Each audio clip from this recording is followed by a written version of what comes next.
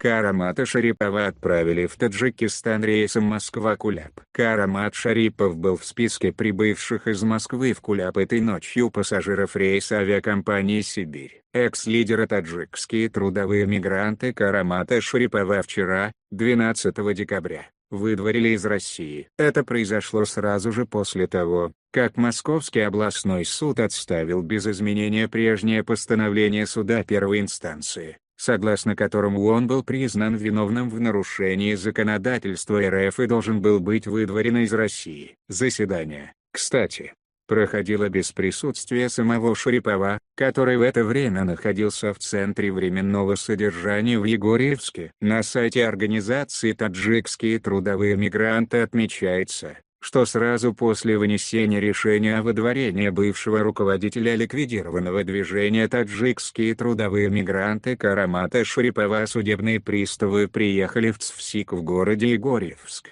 где содержался Шарипов с момента задержания, и под конвоем, в наручниках сопроводили Шарипова в аэропорт Домодедово.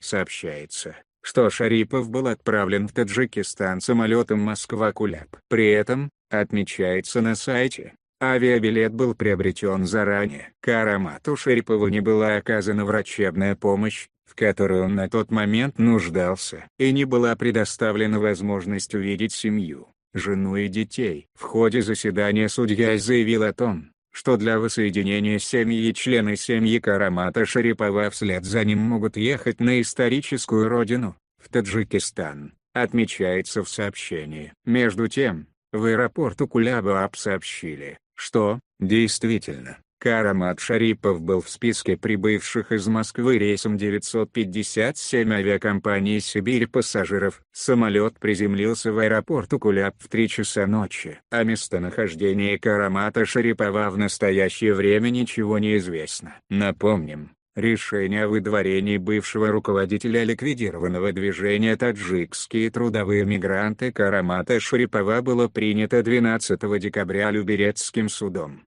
Вчера апелляционная жалоба защитника прав мигрантов была отклонена Мособлсудом. В то же время один из адвокатов Шарипова Александра Медведева в своем аккаунте в Facebook отмечает, что решение было неожиданным и идет вразрез с мировой судебной практикой.